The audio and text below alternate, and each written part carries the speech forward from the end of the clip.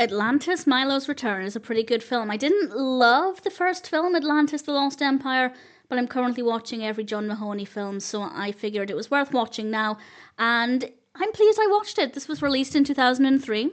It's directed by Victor Cook, Toby Shelton, and Tad Stones.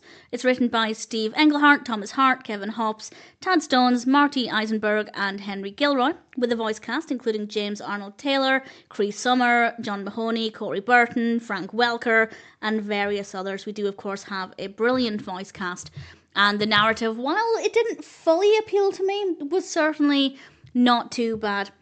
Milo and Kida are exploring because some creature is causing problems and there might be links with Atlantis. I could maybe go into a little bit more detail with that, but generally that's the basic premise, and it is a nice little adventure story. The pacing is great. It got to the point immediately, which I always really, really appreciate.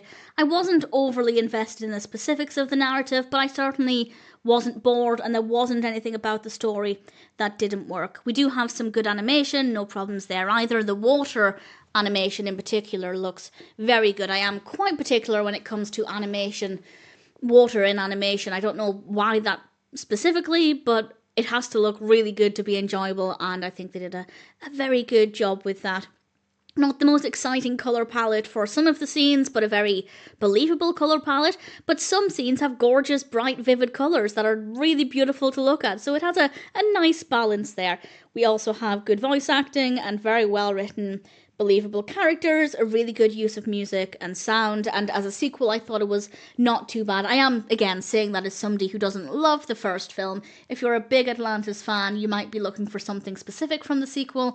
I'd love to know if that's the case, and indeed whether or not it delivered for you. But I enjoyed it. I'm glad enough I had a reason to finally get round to watching it, as I always meant to, but I never did. And then obviously watching every John Mahoney film gave me the chance to check this one out. I don't think I'd ever watch it a second time, but as a one-time watch, I thought Atlantis, Milo's Return was not a bad experience, and I'm happy to recommend it.